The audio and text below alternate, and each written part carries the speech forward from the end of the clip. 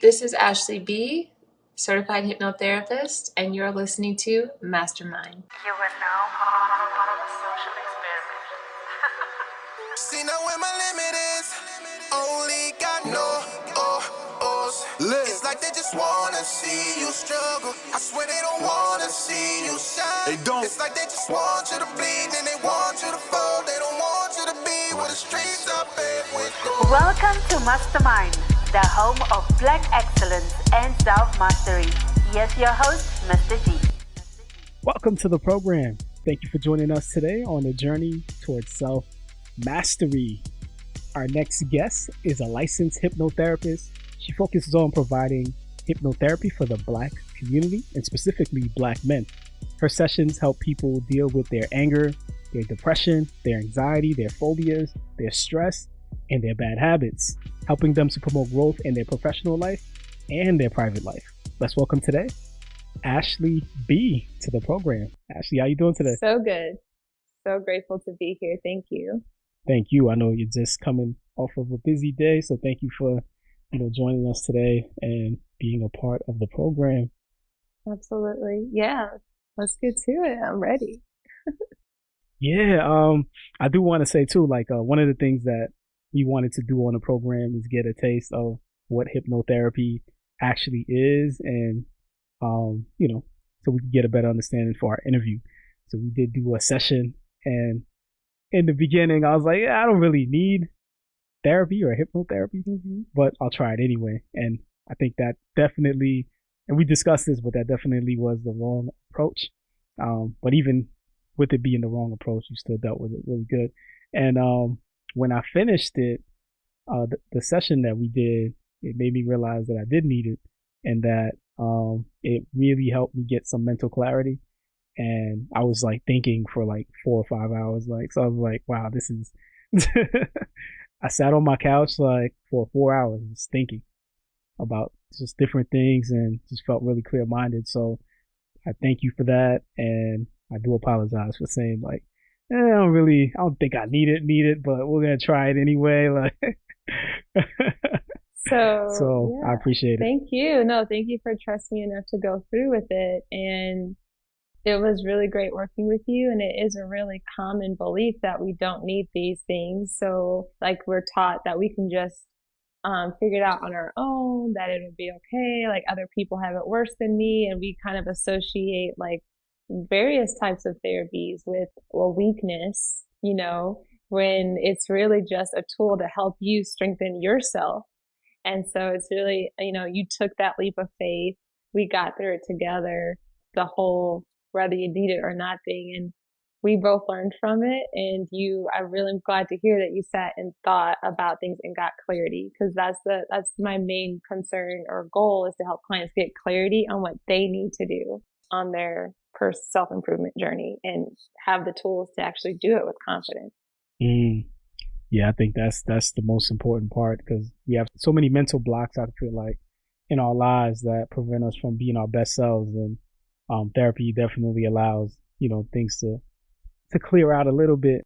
But hypnotherapy is a little bit different than just regular therapy. So I kind of wanted to start by asking you about exactly what hypnotherapy is, because I know sometimes we get the conception that it's like, what was happening in Get Out, or that whole thing we see in movies, like you're getting sleepy kind of thing, and making people do stupid things and walk around and bark like dogs, whatever it is that we've seen. So can you clear up, just for somebody that's been studying this field, what hypnotherapy is and how you use it in your practice? Yeah, thank you. So that's absolutely right. Everyone automatically, especially melanated peoples, they'll be like, no, it's like Get Out, and you can't do that to me, and all this stuff. So hypnotherapy is a holistic modality that uses not only hypnosis therapeutically, but also a variety of other therapeutic tools that help you to tap into a more powerful part of your mind, in this case, your subconscious mind, for personal transformation and self-improvement and overcome mental and emotional roadblocks that are either keeping you stuck in self-sabotage, bad habits, self-doubt, even sleeplessness. So hypnotherapy, it doesn't do just one thing. So a lot of hypnotherapists struggle to define it in those terms, but it definitely is a holistic modality, meaning that it looks at the person as a whole, not just like the symptoms. We focus on the root cause and how you can move past the root cause of your mental blocks, habits, etc., in a more effortless way without added stress or reliving trauma. And transformation happens relatively quickly as well as a result of that. That makes sense. That makes sense. What do you think like separates hypnotherapy from like regular therapy? Because I know we'll talk about your background in a little bit, but you have tried both. So like what separates the two, and how do I know which one that I need, whether I need hypnotherapy or just regular therapy? Yeah, that's a great question. So traditional therapies often, cognitive behavior therapy, you're talking about things cognitively, you're talking mostly in order to reveal different root causes, motivations, unconscious behavior, thoughts, beliefs. So you're talking it out consciously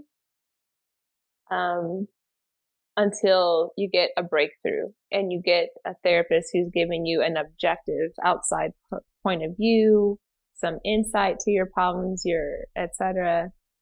It can be very beneficial to talk and have an outside perspective. But the difference between that and hypnotherapy is that hypnotherapists, we do listen, you do get an opportunity to vent, but then you do something different. You get to a calm state of being. The hypnotherapist helps you get into a calm state of being to go within, to access your own inner wisdom, your own intuition, and kind of get clarity and insight into what's going on within you, those little knots that we find ourselves in, those obstacles, those emotional, mental roadblocks. And you're able to more clearly listen to your inner child, to your shadow self, to your higher self, your wiser self, to get guidance on what you need to release those knots, untie those knots, overcome those blocks, and release anxiety and move forward. So I'm not telling you at any given time what to do. I'm just helping you hear your inner wisdom and heal on the inside so that your outer life can change.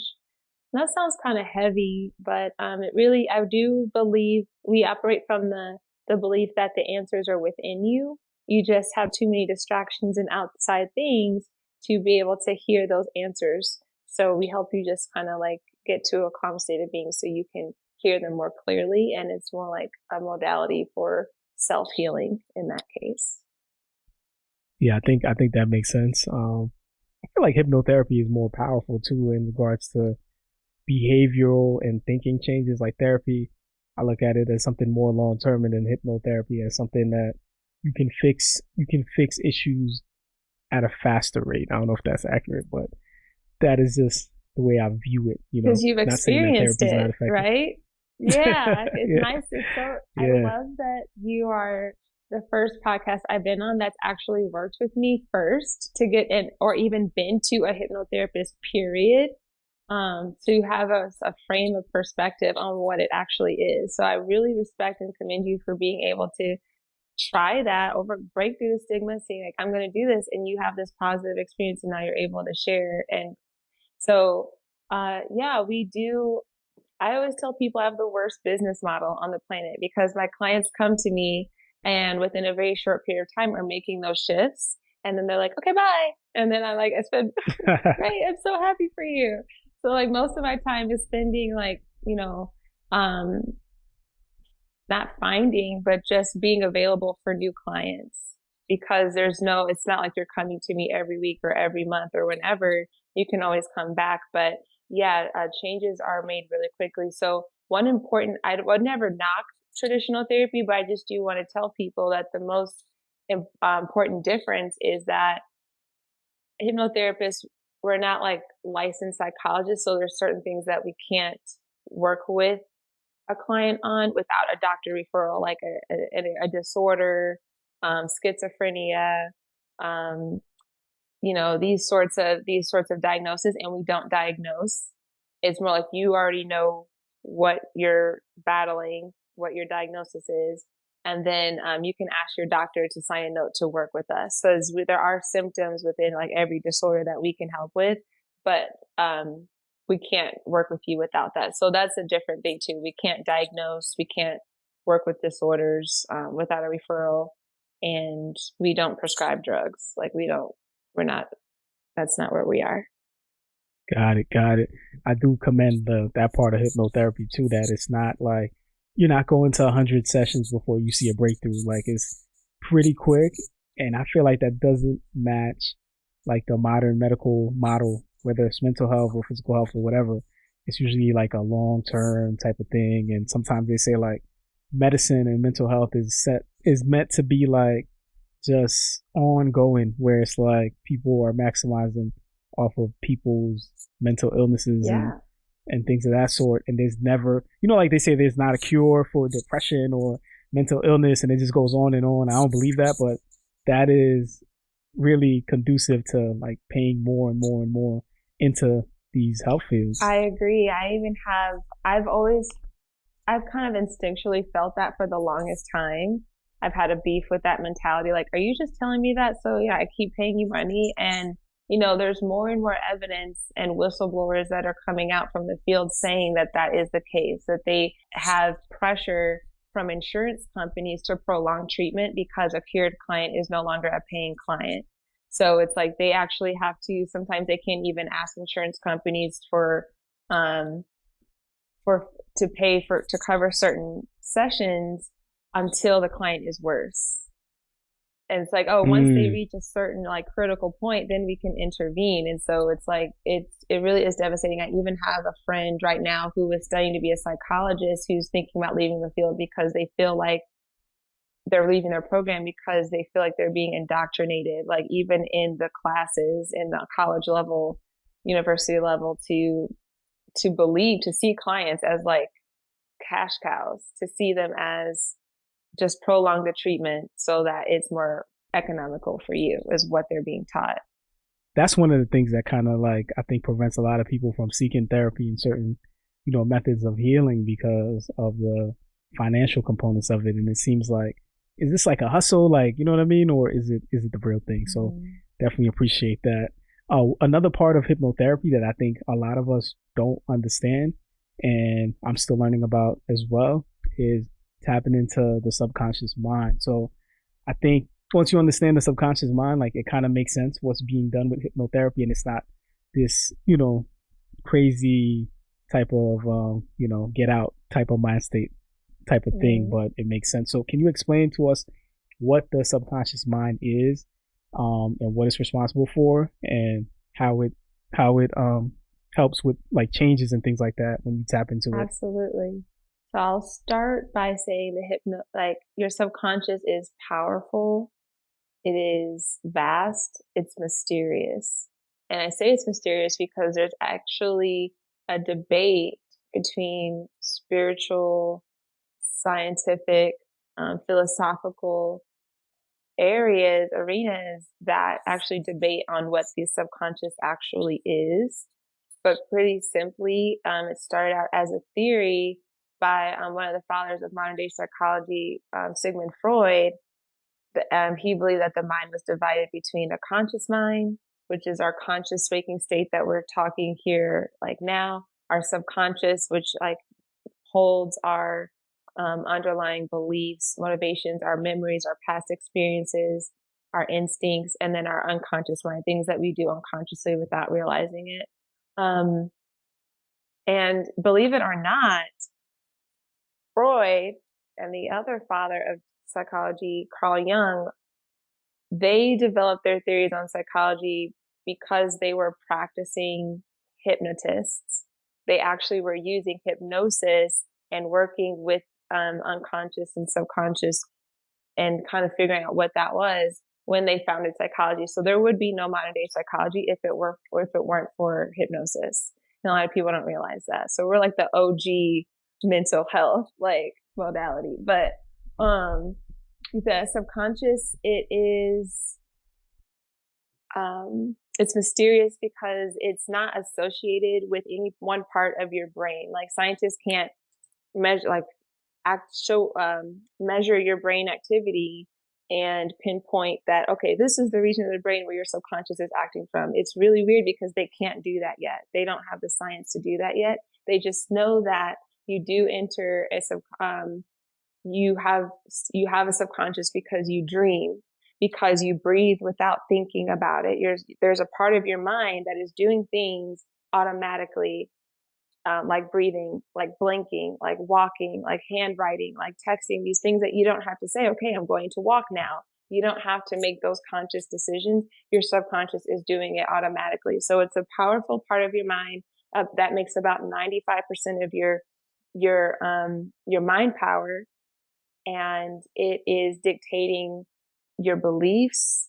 It's what the root causes of your trauma, your triggers, your anxieties, your fears, your ambitions, your confidence level, the associations that you make positively or negatively throughout your life, especially in your early childhood. And it also holds your instincts that you're born with as a human being, your fight or flight responses, your instincts on how you interact and how you survive, crying, all these things.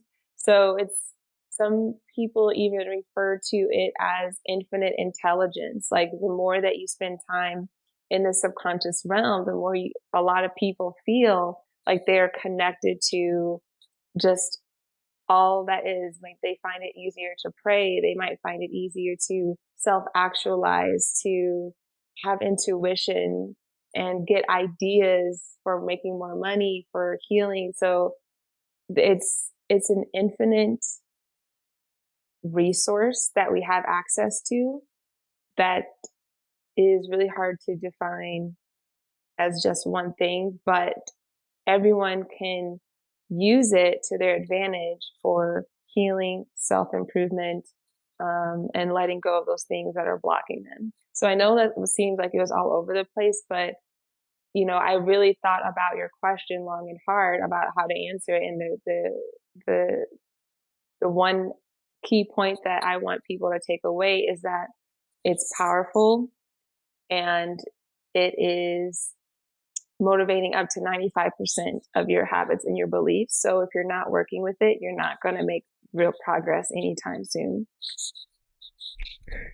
I think that makes a ton of sense because a lot of us are aware of our bad habits, our bad thinking, our, what addictions and things of that sort.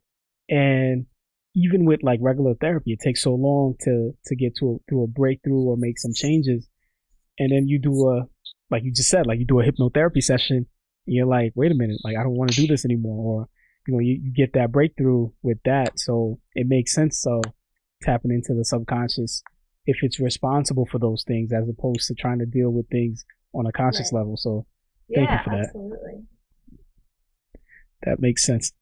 So I kind of want to get into, your own kind of history, get into a little therapy session with you real quick and dive into your childhood, man, and how everything came to be in regards to, where you're at now in your path. So can you share with us like kind of what your childhood experience was like growing up and some of the events that unfolded that led you to where you are now? Absolutely. So I'm just a girl from St. Louis, Missouri. Okay. And it all started actually a little bit before that in Quincy, Illinois. So a woman, she was German, Irish, she was blonde hair, blue eyes. She was dating and got pregnant by a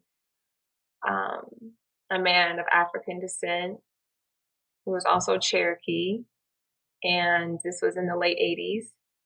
And the journey does start there because her family disowned her for getting pregnant by a black man, essentially. So when she was pregnant with me, she was in a homeless shelter, and she decided to give me up for adoption. So I was given up for adoption for being a mixed baby, right? And Mm-hmm. I was adopted at 2 days old by a biracial woman who was married to a black man. So kind of like similar story, but like they tried forever to have a child. They couldn't after all this invasive procedures. They adopted me, and it was great. There's all these pictures of me and my dad together, like being best friends. He was like my first hero, just like many young girls. And when I was 5, my mom got pregnant, like miraculously got pregnant after like a decade of trying to have a baby. Got pregnant at in her late 30s, and it was like great. Like she had me, she had a stepdaughter who was 12 years older than me. She had this baby on the way. She had this love of her life that she had been with for so long. And my dad got sick and died like 6 months after the baby boy was born. Wow. So what does that have to do with my story? Okay. Well, as you can imagine, a woman who loses the love of her life with the son to carry on his name, she had an adopted daughter and him, this baby. So I became kind of like this afterthought. And if she's listening to right now, she might be mad at that, but I can't undo that. So it was more, It's your yeah. experience. Yeah, And my absolutely. stepsister at the same time when my mom was pregnant, my stepsister was 15 and she was pregnant. So then she gave birth around the same time that my baby brother was born. So there was 2 babies and 2 mothers and this adopted kid, and I was just kind of like lost in the shuffle. And after my dad died, I would cry. I would be like 5 years old, be like, "Oh, I miss my dad. I miss my dad." And my mom, whether she was suppressing her grief or whatever was going on, she was also had a traumatic childhood, being a lot of abuse, alcoholic mother, all those things that we all hear a lot, that we've all experienced. Not all of us, but you know what I mean. She didn't know how to handle that. So what did she do? She beat me for crying, saying that I missed my dead dad, who I was very close with. Okay. So what did that teach me? It taught me that if I was sad, I had to suppress my emotions because I was going to get in trouble. And then when I tried to like be playful and fun and like a happy kid, I would get in trouble because it was like, "Actually, we can't do that right now. We have these 2 babies. You just need to clean after them. Go do chores. Go do this." I was like a nuisance. And over time, I was just there to clean, shut up, not be seen and not heard, not be happy, not be sad. So I learned in order to exist in that space to not have emotion. And Wow. what did that do? Like later down the road, I learned that instilled in me a fear of abandonment because I had given up for adoption. That's abandonment, losing your parent really early, and then to death, and then losing another parent who was really happy to have you, but then as soon as she got another kid, kind of lost interest, and then not expressing your emotions. So if you're following me, you'll see how surprised how all that can kind of lead to neurotic behavior, low self-esteem, poor social skills. Like I was really nervous about making friends because I always have on some level assumed that they were going to abandon me, so I never got close to people. And after a while going into my teenage years, teen angst, and I couldn't really express myself, that turned into anger, that turned into substance abuse, that turned into just deep depression. And by the time I was like out on my own, a week after I graduated high school, I just knew I wanted to get away from St. Louis where I grew up. And I didn't fit in because I was mixed. And in St. Louis at the time, you're either black or you're white. So I wasn't white enough for the white kids. I wasn't black enough for the black kids. So everyone made fun of me and were like, "You're Oreo," and all those things that kids do. So I was very ostracized even in like the school communities. I didn't have any friends. So it was like a lonely, angry existence. more or less ended up over time homeless because my social anxiety and my depression were so bad, and I didn't really have a family to rely Wow. on. They like would pick me up like when I was really down and like desperate, but outside of that, really no assistance. And then they would berate me for having to help me type situation. So I was like, man, I really don't like living. Like this sucks. And um but I knew that my family had a history of suicide, but and it really traumatized my family. So I cared enough not to put them through that. Like I felt like they cared enough that if I did that, it would be just another trauma. So I was like, okay, well, if I'm not going to do that, I'm going to live. And if I'm going to live, I'm going to be happy. I'm going to learn how to be happy and successful because this miserable shit is not working. Pushing people away, being homeless, Mm. all these things.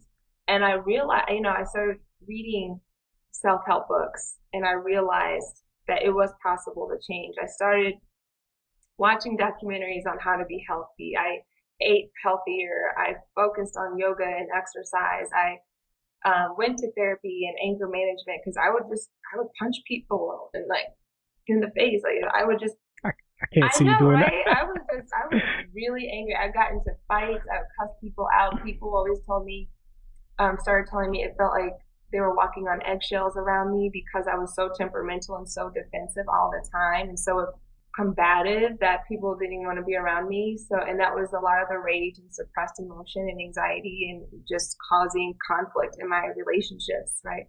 So, I did all the things, partying, drugs, promiscuity, all those things to cope. I was a smoker. I partied all the time. I ate bacon cheeseburgers. I just, I fluctuated like many people do between eating to cope and sex and vice and drugs and these fluctuations, these moments of being healthy and clear and exercising and happy. But I would find myself back in a cyclical depression, unable to get out of bed, unable to answer the phone, unable to pull myself up to like go to work. And through all of my self discovery and like trying to heal, I kept hearing that you have to work with your subconscious mind. Like I knew I had to work with my subconscious, but I didn't really know how to do that. And so one day after all that, I was actually with my mom. She was sort of a hoarder at the time. She's gotten a lot better. We're like best friends now, but anyway, at the time we were doing one of our routine clean outs where we were cleaning out the basement, organizing the garage, getting all this extra clutter out of the way. And she picks up this self-help book and she's like, Ashley, do you want this? I'm just going to throw it away. And I was like, yeah, like why not? So I looked at it and it was called Change Your Life in 7 Days. It was a book with a CD. That's how long ago this was. A CD that was a self hypnosis CD. And you were just supposed to like read the book, do some exercises, listen to it, and it was going to reprogram your subconscious mind and hypnotize you to be happier, more confident, and etc. And I was like, I've tried everything else. Like, what's the worst that can happen? I've had all these other Mm-hmm. self-help books and I'm miserable. So let's go. Let's do this. And you know what? I tried it. I listened to it and my life did change. Not in 7 days because I'm a slow reader and I would procrastinate and I would be like, I'm like, I'm not gonna read a book in 7 days. It was chock full of information, like how to cope with stress, how to deal with caregivers that hit you, how to be more confident, how to set goals, how to have faith in your abilities. And I was like, dang, like, okay, so there's other ways other than just like drugs and meditation and all whatever. So once I really stuck to listening to the recording daily, my life turned around. I was keeping my jobs. I was setting goals. I was believing in my ability to accomplish them. I was reaching them and I was happier. I was more confident. I noticed that I walked with my head held high instead of trying to like hide who I was all the time. I was I went from making $17,000 a year working as a hostess in restaurants, bouncing around at restaurants, to working for Edward Jones Investments with like at $44,000 a year. To me, that was a lot of money to go from that to that without even a college degree, because I just believed in myself that I could do it, and I made it happen. Um, I was motivated. I was networking. I got my dream car without a cosigner, and I was at Edward Jones one day. I was at my cubicle and I was looking around. I was like, you know what? Like that should turn my life around. And I did a full 180, and I want to learn how to do that to help other people do the same. And it really just started out as an idea of, I'm going to have a book in my own CD and I'm going to help other people do it. And I want to help Black folks do it. That was the moment that I decided. I knew, I wrote down, I think I have it somewhere, that I really wanted to help the Black community, because all my life, like, I basically more or less grew up in a Black family, in Black culture, Black music, Mm-hmm. Black everything, aesthetic, everything. And everyone that I knew that I grew up with was traumatized, had trauma, abuse, whatever, substance abuse, molestation, all of these things. And we're just making excuses like, oh, life's just hard. Our ancestors had it harder. Therapy is for white folks. I don't do that. I don't put my business in the street. I'm just going to pray. I'm just going to smoke weed. These little cliche things to not really make progress and just kind of accept that that's just how life is and just deal with it. And I'm like, no, I'm living proof. We don't have to accept it. We don't have to do it. We can change. We can change our mind. We change our life. And so I was like, I want to help break that stigma and bring this modality to people of color. But you know what happened? Like, I don't even think a year after I made that choice, Get Out came out. Oh man, that's so funny because I'm sure that was a lot of Black people's initial right. introduction to what hypnotherapy is and what what it was like, kind of thing. So I mean, it was. I was looking at this movie like, this is brilliant, but dang.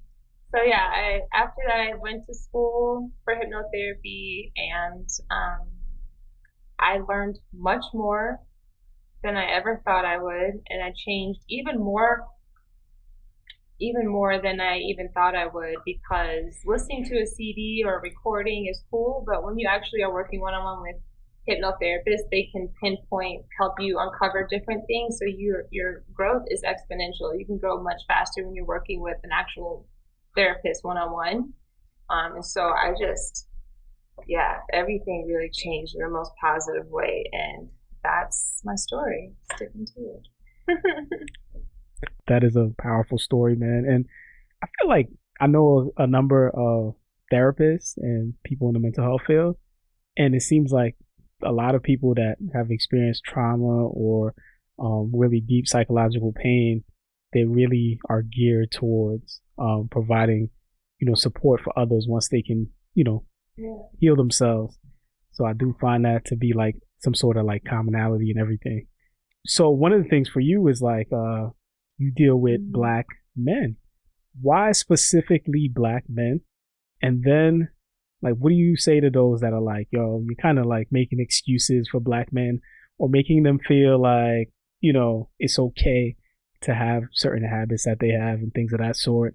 I'm looking at your post, Ashlee, and you're like, Black women need to change this and do this and that and the third, and you're making excuses for these guys. They don't need that or whatever. Like, so what would you say to that, and why is it that you focusing on Black men? It's a calling. It really is, because it's something that I've fought for years. Like, when I finally graduated from my hypnotherapy college in 2019, I still knew that I wanted to help the people of color. I kind of didn't go for that right away because, like I said, Get Out came out, and I knew that wasn't going to help me build my practice. Like, it just wasn't going to be financially, economically stable. But I knew even at that time that I wanted to give a voice, be a resource for men, because on my healing journey, through all of that, pre and post hypnotherapy, I had male friends that were going through it. I had boyfriends that I would say, hey, like, this is helping me with anxiety. This is helping with fears of abandonment, fears of success. Try this. No, I'm good. No, I'm a man. And they would be mad at me for suggesting it, right? Or if they were open to the suggestion, they would be like, that's for girls, or that's for white people. If there's no one there that looks like me, they didn't feel comfortable being their authentic self, showing up melanated in those spaces, because 9 times out of 10 we were like the only people of color in these healing spaces. So there was almost like, and also I was really into crystals, and when you're shopping for like healing crystals, they're all like, the marketing is like, put it in your purse and your self-love spray, and it's like you can tell the marketing is for women. Or if you go to self-help book section at your local bookstore or Amazon, most of it is geared towards women. If you go to Target to buy a t-shirt, in the women's section, boss babe, beautiful, queen. And then what do you have in the male section? There's almost nothing as empowering in the male section, you know, like, and it's just, right, a couple maybe, items. But it's like if a guy wore a shirt that said king, you know, things are kind of changing now, but it would be kind of misconstrued as like conceited, you know. So I was noticing that there was a huge lack of resources for men to go to without stigma for emotional support, for moral support. And I really wanted to speak to that in my practice. Like when I first launched my social media back in 2020, I had Men Monday that was geared towards sharing resources and information on breaking the stigma of men's mental health issues, that men could be insecure, men could have eating disorders, men could have anxiety, and not be taught to just be tough all the time and like express your full array of human emotions. Go to counseling and help break that stigma on Men Monday. But even when I was sharing those resources, once again, I found very few of them in their marketing and their narrative and their message for men of color, for Black men. And it was really frustrating. Right. And so I was like, this is jacked up, you know. I did not make it my focus or my niche to market towards men, because for a long time starting then, I was like, men would rather go to another man for therapy. Men would rather, you know, I'm not a man. They're going to say, you're not a man. You can't do that. You can't talk to us. You don't know what we go through, you know, all this stuff. And so I would just share resources on Men Monday to circumvent that. But literally since the moment I opened my practice, it's been this voice inside of me saying to do this and to help and to talk to Black men. And, you know, there would be times where I'd be meditating, or maybe I would be out with a night of friends and get drunk and get loose, and that voice would come up. Or I'd be listening to Kanye or seeing his mental breakdowns, and I'd be like, man, I wish I could help him, you know. It would just be like, you gotta do it. And I'd be like, no. And I followed it, and I was like, but why? I would just stare in the mirror like, you gotta do this. Like, I don't have a choice in the matter. And when I decided to really sit down and just answer the call, one of the things as a business owner you have to do is to do market research to see if it's like a viable niche. Like, is it going to be something like, who are your competitors, basically, right? There was no competitors. There was no competition.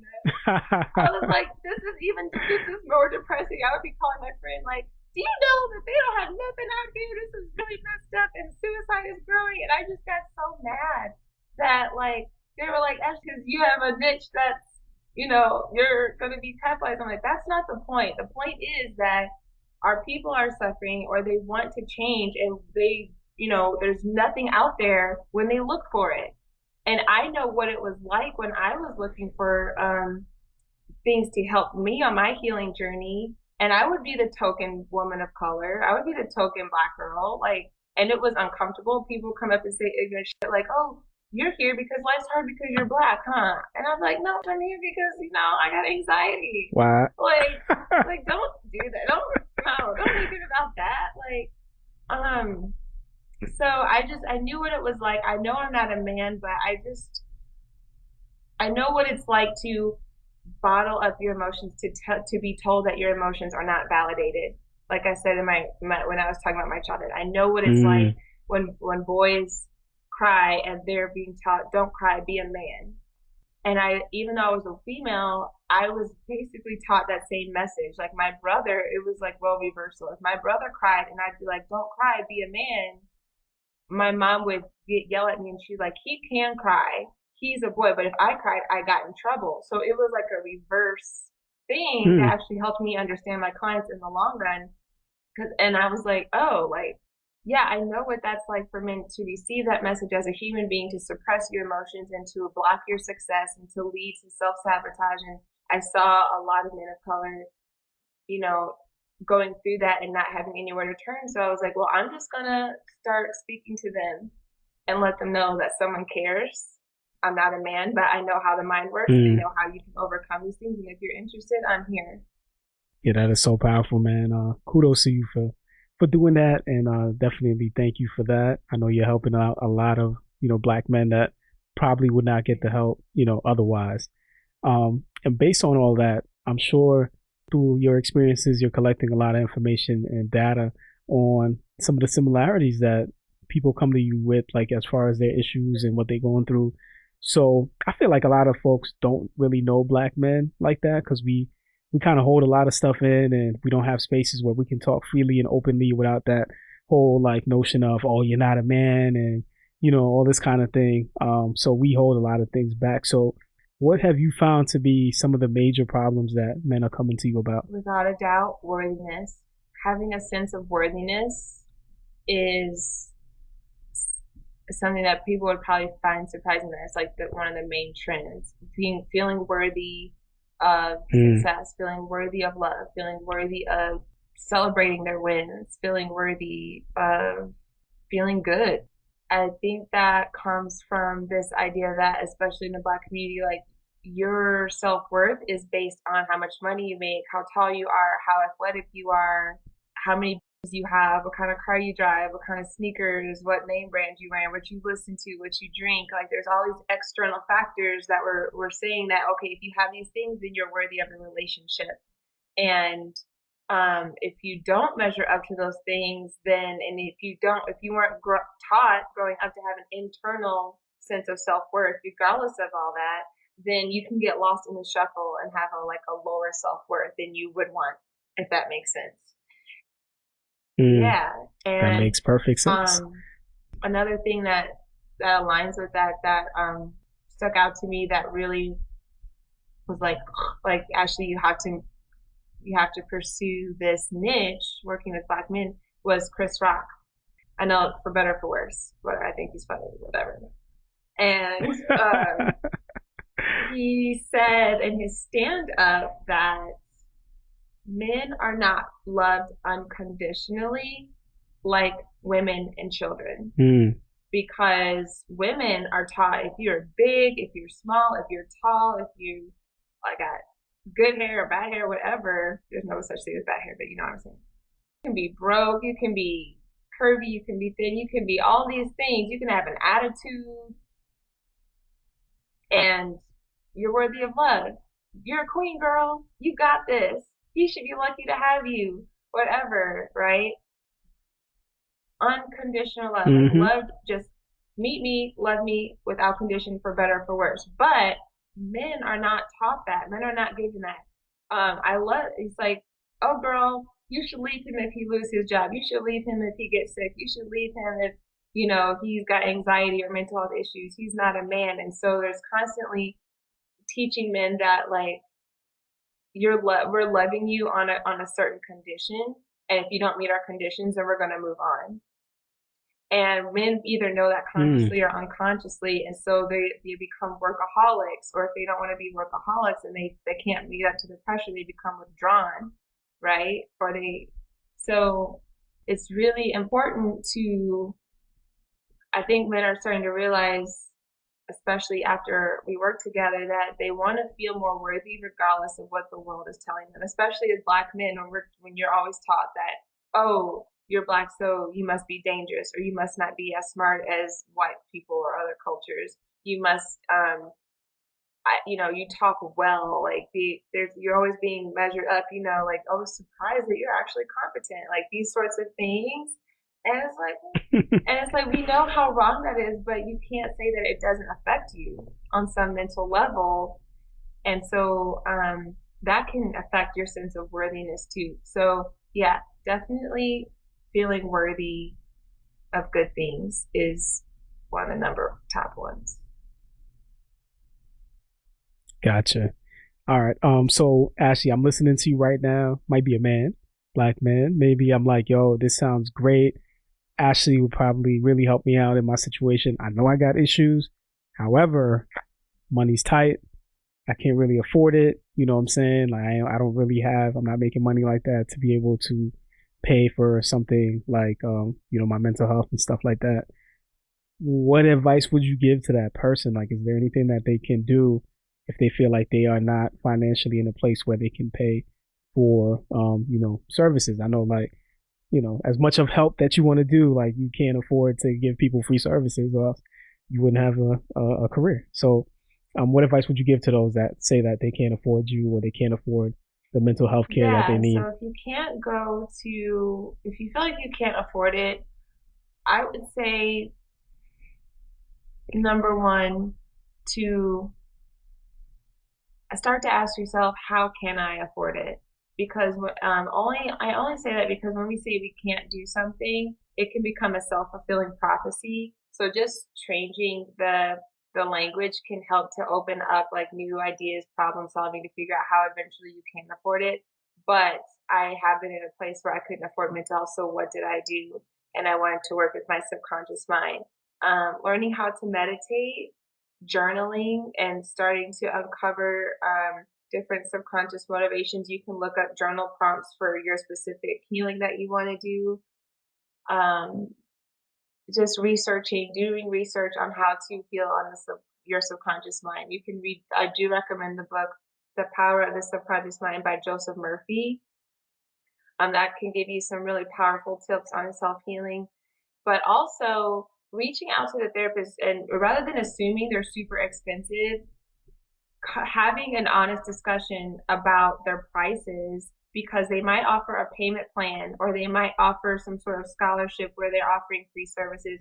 Therapyforblackmen.org, they give up to $88,000 a year, I think, in free therapy services to men that qualify. So go to therapyforblackmen.org. Um, I myself offer a payment plan just to be more accessible to clients. And it's a matter of looking for resources that are out there for affordable therapy and finding ways to work with your subconscious mind at home until you're able to have the funds to do it. But make it a priority, because we'll always say we can't afford it, but then we find ourselves dropping a G on something that we didn't even need for instant gratification. You know what I'm saying? That's facts. So really We just do that. Yep. make it a priority whenever you can. Great advice. Great advice. All right. So let's say I am listening in and I'm like, yo, I got to have Ashley in right away. Walk me through that process of setting up, a session with you. And then when I do get in the session, like what my expectations should be and how we'll go pretty Absolutely. much. So you can start the journey to work with me by going to ashleeb.com, ASHLEE, B as in boy.com.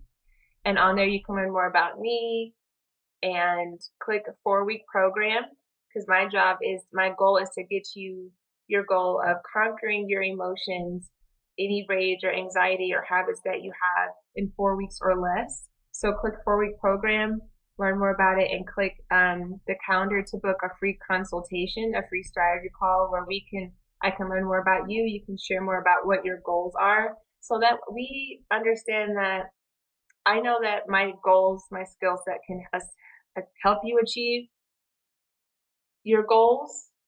And if not, then at the end I can make a recommendation on where else you might want to go to help you feel better quicker than later, right? So it's not like, oh, I can help you buy it. It's like, oh, I can't, but here's who can, sort of situation. And if we do agree that it's a good fit, you have the funds, we can work together, then you can expect in a session to just vent a little bit more about what it is that you've been going through, and I'll educate you on how your mind works and how we could use how your mind works a little bit more to help you accomplish your goals sooner than later. And then also you might receive some coaching on some coping mechanisms that can help you release um, stress, manage emotions, these sorts of things. We'll customize it for you. And then you will experience therapeutic hypnosis, which is basically a calm state of being, deep relaxation that help you turn your attention inward to your own wisdom to get clarity on what you need to do to move forward. And then it's recorded. So, I'm not saying anything crazy. And you can also listen to it like a guided meditation at home for reinforcement. So, it's very relaxing to listen to it to help strengthen those new subconscious beliefs. And after that, you tell me how it is. You tell me how you change, or like what your feedback is. And it's really good. Most clients see results in 1 to 3 sessions, but the 4-week program does a deep dive so that you have lasting results guaranteed, and are your own coach and your own therapist. After that, I give you tools in order to coach and overcome roadblocks as they come up in the future. Yeah. I love that part because, like I said before, like you're teaching people how to do these things as opposed to doing it for them and having them like, right. Ashley, I need you right now. Like I'm having a moment or whatever. And it's like, wait a minute, I'm having a moment. Ashley taught me how to deal with this stuff. Let me try this and try that. So I think that is really more powerful for us as Black folks to be able to do, as opposed to have somebody that's going to be, almost like motherly, like where we're going back to them constantly and not being able to do those things for ourselves. So I definitely appreciate that component of what you do. So thank you for acknowledging that. And I always say we're all time for it. Ain't nobody got time for that to keep going back to therapy. Like, just tell me what I need to do, I'll do it. Like, right? And it's really just about being efficient and honoring your time. Mm-hmm. Well said. Well said. All right, going back into your own mental health. You are in a space that I would say is predominantly white. You're the first Black hypnotherapist that I've met. So how has your experience been in that space and maneuvering through it? Like, just, I guess, both professionally and just everything else with clients and all of that. Like, what has been your kind of experience maneuvering through mostly white space? Yeah. Like hypnotherapy. It's been an uphill battle because rule number 1 of a business is that you have to be good at marketing. And when it comes to marketing, like knowing your ideal market, right? But marketing 101 or sales 101 is like you're selling your service, and the sales 101 is people buy from people who are like them. Okay. And so if you go on Instagram or YouTube or Google search and you're searching for a hypnotherapist and you are interested in holistic healing modalities and you're white, right? Most white people are know what hypnotherapy is, and they don't care about Get Out, so they're looking for that, and they see this laundry list of white hypnotherapists, and they see me. Who are they more likely to buy from? A white hypnotherapist, someone that looks like them, right? And it's like right. I couldn't market towards Black folks, or because of the movie, because of the stigma, because even in my own family, they saw how my life turned around, but they would be like, "You can't hypnotize me. You can't do this. You can't. I'm strong. I'm whatever." There's this. It was such a pushback for so long, and such reluctance to even hear what I was talking about, that I didn't have any clients coming in. And the ones that I did, they were getting good reviews. They were like seeing great transformation, but for a while, like they weren't even telling anybody. Like a lot of hypnotherapists build their business based off referrals. They help people get these transformation, and then they're like, "Wow, I'm going to tell all my friends and all my family. I'm going to send them to you." Like that's the majority of hypnotherapists. They build it on referrals who don't even do marketing. But I was not getting that experience because the few clients that I'd had, um, they were like, there's a stigma. People are going to think I'm weak. Like, I'm not going to tell people I'm going to hypnotherapist. You know, I had Black clients, I had some white ones, and, you know, it, it was a uphill battle for sure. And it was kind of frustrating because I was like, I'm just as good as they are.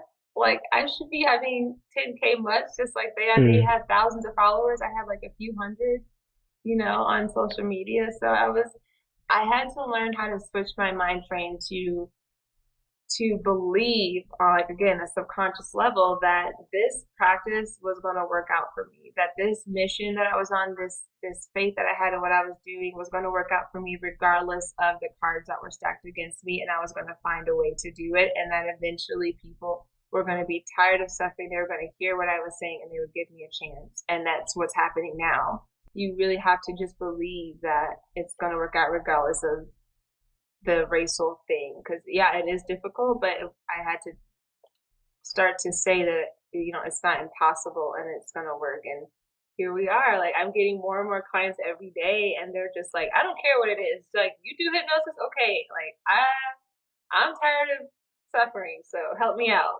And I think COVID kind of did that for our community, where they were tired of a lot of things were coming up to the surface and they couldn't leave. They couldn't go to the club or all these things where they would normally blow off steam. So all this like issues came up, and now they're exploring different modalities that can really help them. Not everyone's there yet, but it's people are much more willing to listen than they were before. I'll say that. For you too, like a strong part of therapy as a therapist is getting therapy yourself. So right now, like, what do you do for your own therapy? Like, do you see a hypnotherapist as well, or do Yeah, you do good things on your question. own? So So what does that look I like? do have a hypnotherapist. I don't go to them as often, but it is really nice to just be able to call and get that objective point of view. And I'm vigilant about practicing what I preach. Like, I cannot make social media content and talk to my clients about eating healthier, building confidence, being motivated, believing in yourself, lowering anxiety, sleeping better, all these things if I'm not doing it myself. I refuse to be a hypocrite, you know? And so I do, Mm-hmm. I have routines that help me maintain my mental health. I journal every morning. I take CBD to help me on a cellular level. Um, yeah, Can you explain what that is? Because I feel like some people think the minute you mention yeah, CBD, they're yeah. like weed.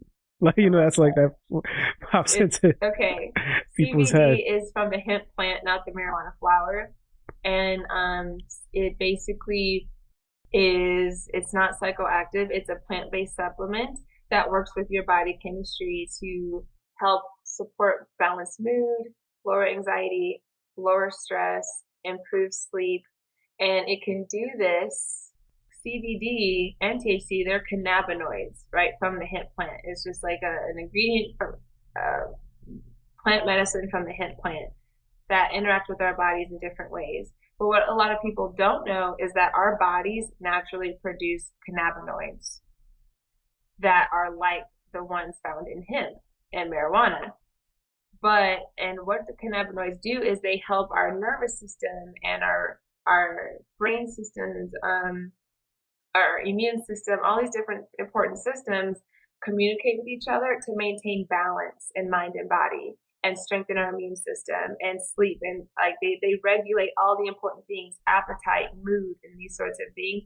But what can happen is our bodies can become cannabinoid deficient, meaning we don't produce enough to maintain balance in our sleep and regulate those important things that help us sleep, feel good, feel happier, these sorts of things.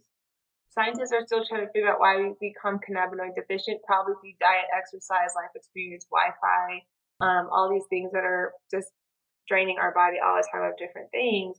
But when you take CBD specifically, it helps to balance out your cannabinoid production.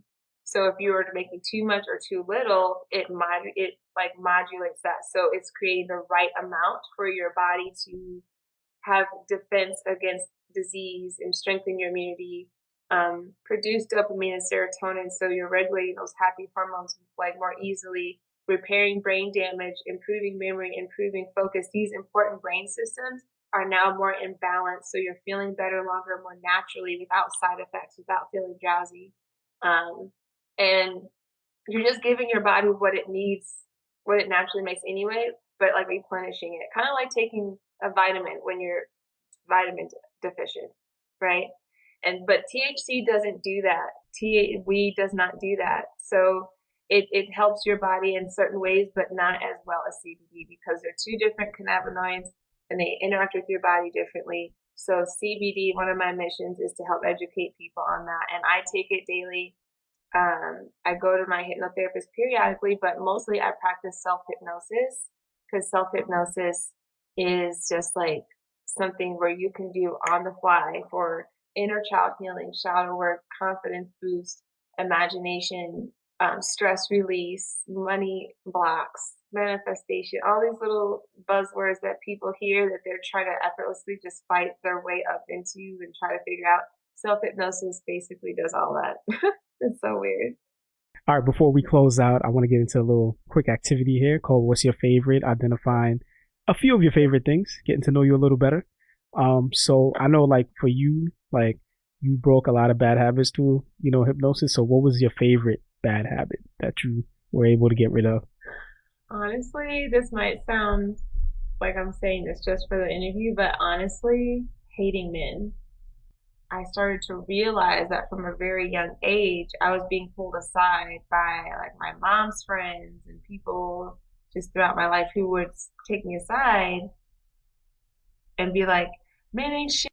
They're stupid. They're pedophiles. You need to be afraid of them." Your mom is like, after my dad died, my mom was dating, and my mom's friends would come and be like, "Your mom doesn't know these men. They're probably pedophiles. They'll probably touch you. You need to be afraid of them. Just stay away from them." So they ingrained in me that men were scary, that men were bad, stay away.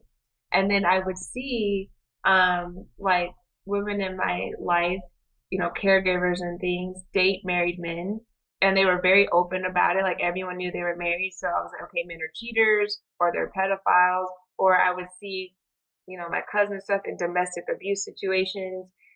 And then you go, so there was very little like positive role model. And the men that were good, who were faithful, who weren't abusers, the women and my family would talk them down.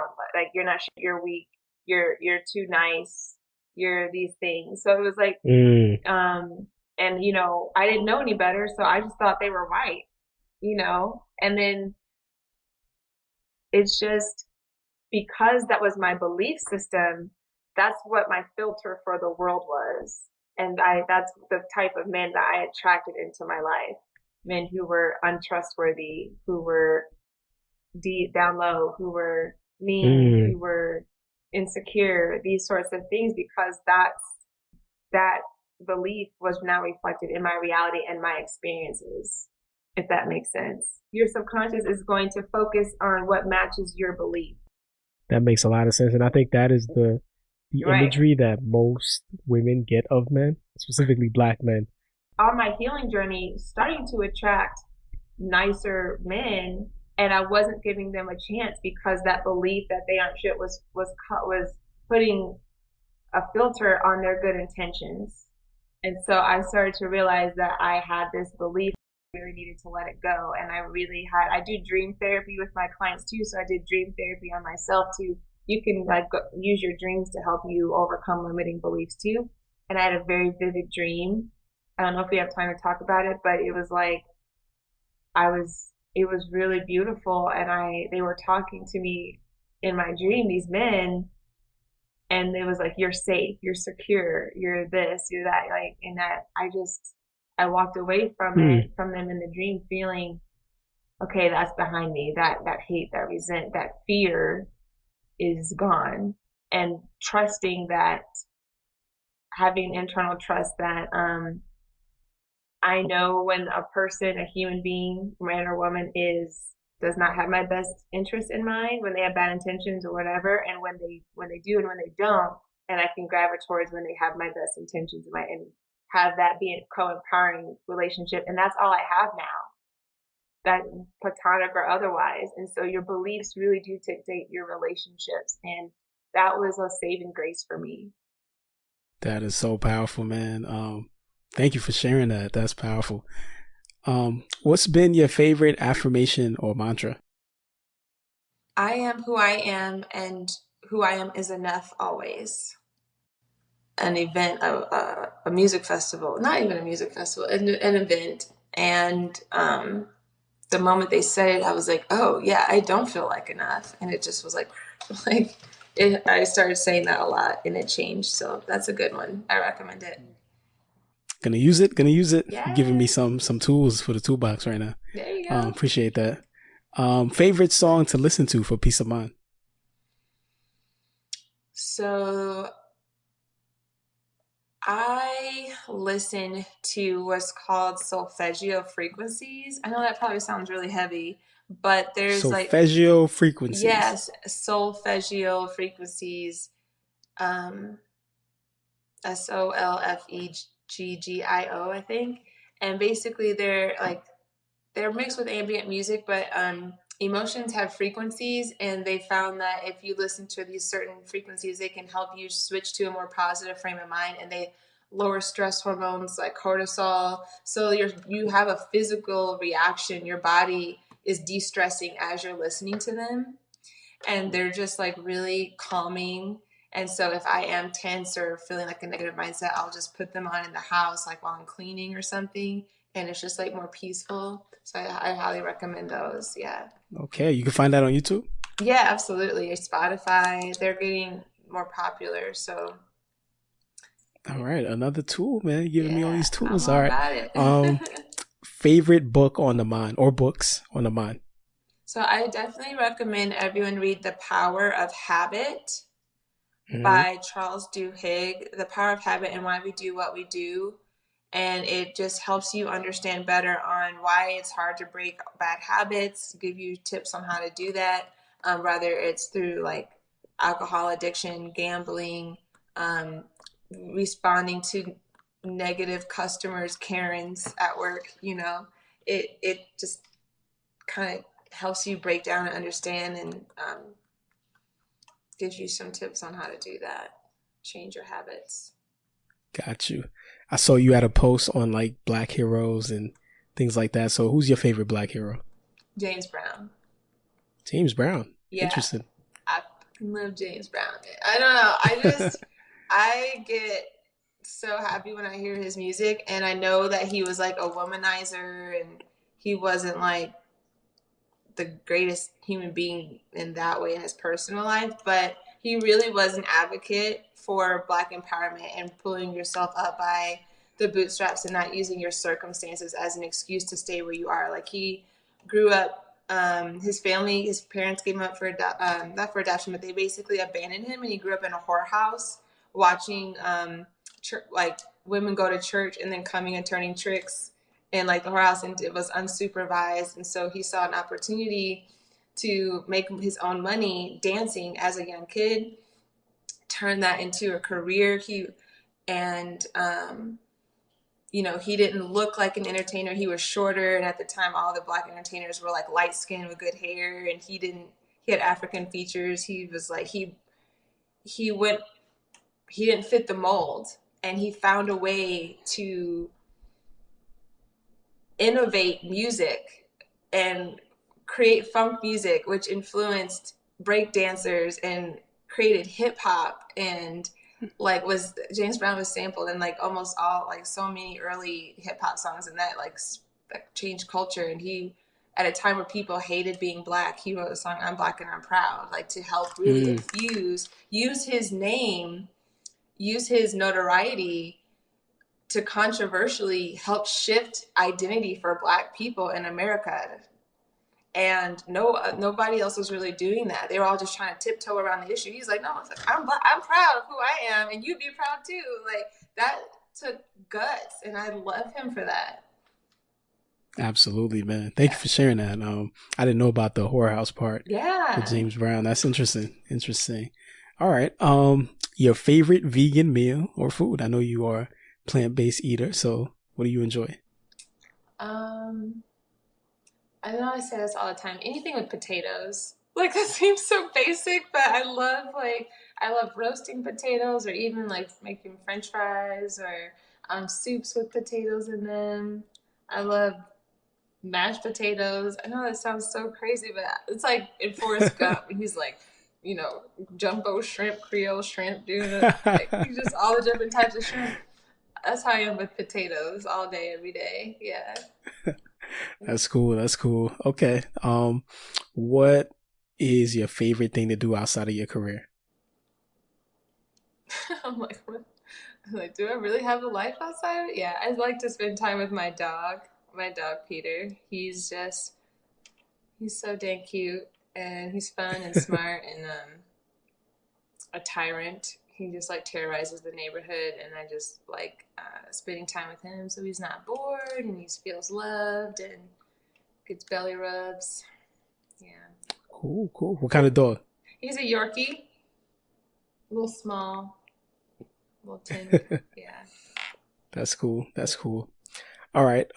What's your favorite life gem? I feel like we all have that phrase or something somebody told us in life that we're like, yo, that was powerful. Like, what's your favorite life gem that anybody has given you? Most definitely. So that would be Erica Badu's and the song On and On. She said, a wise man knows that he knows nothing at all. And from a really young age, like that stuck with me because I don't know. At first, like it's just something that I heard on repeat all the time. But as I got older, I realized there were so many people, including myself, who thought they knew everything, and they would be like really argumentative about things that they like believed in, and then later found out that they were wrong. Or I'd be arguing Mm, with someone that like I knew they were wrong, and I was like, dang, they really are mad about this. Like they're really fighting this, and they like don't even know, you know. And I saw that in myself, and it was just like once you feel like you know everything, you become your life kind of like shrinks, um, and then you close people out, you alienate people, you limit your opportunities and your life experiences, and you just assume that you know things when really there's I don't know. I think that just really helped me. Like a wise person knows they know nothing at all. I think agreed. Yeah, man. That's it's super hard important. too. Yeah. Yeah. It's hard to conceptualize, but once you understand it, it's like it really helps you out in life. All right. Speaking of life, um, what is it that you want, like when we're looking 40, 50 years down the line, what is it that you want your legacy to be and for people to remember about who you were and what you represented?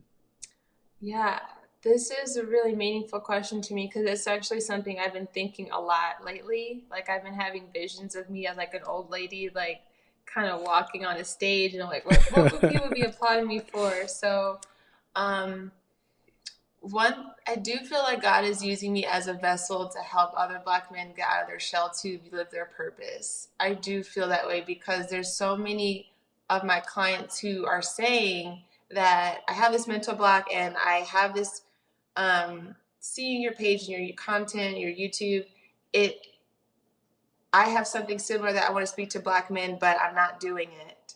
And I want to get out of my way. I want to break these habits that are keeping me from living my purpose. And I'm just like, yeah, like it's so weird that once I decided to actually commit to this, I'm getting people who were struggling with the same thing I was. I was struggling with answering that call. And now that I'm doing it, there's Black men who say that they want to do it. And like what you and I talked about earlier, um, there are so few resources that are marketed towards Black men for us by us type situation, Mm-hmm, right? mm-hmm.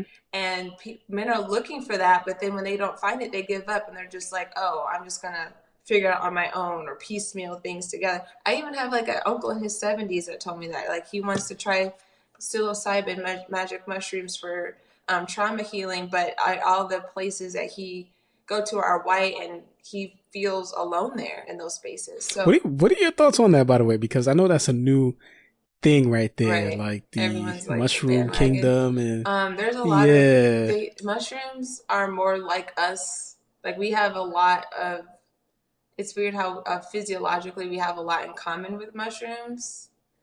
And they do help activate certain regions of the mind that are dormant. Like we only use like up to 5% of our mind power. So when you are using them, it helps to activate those as well as break what we call neural pathways, habits, like the Hmm. actual neurons that are creating your bad habits and memories and emotional connection to trauma. So I do think that they are very useful in the healing experience. But what a lot of the people I've talked to that are in this space to help facilitate mushroom healing journeys say that people don't know what to do after they heal. So it's like, oh, they have this mushroom experience and now they feel better, but they're like, now what? Like all the they've built their whole life and identity and habits on that trauma, that emotional weight. So now it's not there. They Hmm. don't know what to do. And so um, it's kind of like starting over sometimes for some people. Everyone's different, and I don't think it should just be the only thing. A lot of people do mushrooms and they have a breakthrough, and then they're like, okay, now I'm done. No, I think it should not be the only thing. You should do other things to maintain that growth. I'm gonna put you on the spot. Are you speaking from experience or from theory? No, I from observation. Um, I haven't done a mushroom journey per se. I've done other psychedelics for healing, and they're powerful. I love them, but I know that it wasn't the only thing that I needed in order to move forward, to actually say, Hmm. okay, that's done. This is what I'm going to replace those old bad habits with. You have to know what to replace, have something coaching on what to replace it with to move forward. That is interesting because I've spoken to a therapist on this, and they said it's to them it's almost like cheating. Like it's almost like skipping steps, and then like you just said, like not knowing what to do afterwards. Yeah. It's like they skip to like the final level, and after they beat the game, like it's nothing. Like what am I supposed to do now? Like kind of thing. Yeah, So what am I supposed to do I now? And I think because we live in such an instant gratification culture that people are looking, oh, I just want to take a drug or do this or take an ayahuasca or something and be done on my healing journey, and they think that that's it. And it's so frustrating because I've had clients, people, not clients, but people that wanted to work with me, and they're like, oh, I'm just going to do mushrooms instead. I'm just going to do ayahuasca instead. Yeah. And I'm like, you're not getting it. If you think that you can just pop a pill and get rid of your childhood trauma, that's, it is like cheating. It is like wanting instant gratification. Hypnotherapy makes it really easy to move forward, but people just think that they can just take a pill or a drug and as a substitute. And I was so grateful to one client who literally, when they came up out of hypnosis, they said, wow, that was more powerful than mushrooms. And I was like, can I get that in writing? Can you make a video? Like, I'm sorry, I don't want to put you on blast, but I've had people reject my services because they said they're going to do mushrooms. And hearing someone say that would be so powerful. And they were like, yeah. So they actually made a video testimonial saying it. And I was so grateful because I was like, that is dope. That's yeah, dope. yeah. Yeah. That's cool, man. But yeah, I'm so happy with the work that you are doing, and I hope it continues to grow and you become even more successful, especially in a small space. You know that like we discussed earlier. So I'm looking forward to your progress, and I do have a feeling you will be back on the program Yeah. because I feel like we got more to talk about. But before we leave out, do you mind leaving us with your favorite quote and what it means to you? My favorite quote. Oh man, that's his on the spot right there. I know you asked me earlier, but so my favorite quote, change your mind, change your life. Can't say that enough. Your mind Mm. is the foundation of your reality. And if you can improve that anyway, a little bit every day, your life is going to get better. I guarantee it. That is powerful. Man, thank you so much, Ashlee, for coming through on the program and giving us some powerful gems and tools for our mental health toolbox. For those of us that are like, yo, I need to hit up Ashlee ASAP, or they want to check out your work, what you've been doing, your social media, where can they find you? Yeah, at ashleeb.com, ASHLEEB.com. And if you are looking on Instagram, it's AshleeB_wellness. All right, there it is. Thank you so much, Ashlee, for the time that you spent with us today. And again, we look forward to having you back on. Listeners, share the program. Get Ashlee in if you need her for a consultation. You do free consultations. So that is that for everybody, or am I putting you on the spot? No, everybody, yeah. Let's do it. Let's talk. All right, cool. Free consultations. And it is definitely worth it. I could speak from experience. And I know that we all need something. And I think hypnotherapy is a good introduction to mental well-being and mental health for those of us that know that we need it but don't know what spaces to go into. So definitely a great space to go into. So share the program, hit Ashlee up. And of course, remember, your mind is the most powerful tool in the universe. Therefore, if you can think it, you can do it. If you believe in it, you can be it. And if you fight for it, you can have it. The world is yours. This has been your host, Mr. G, and I will see you next time on Mastermind.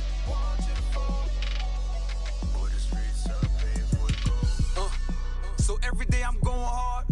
I'm talking business, bank accounts, and credit cards. And somehow we defeat the odds and making sure that no one starved illegal or you had a job. And when they doubted me, brought the best out of me. The women wanna holler, the fellas wanna shout at me. Voices in my head, I swear they getting kinda loud at me. And how I turn this thing into gold, see this is alchemy. They never know.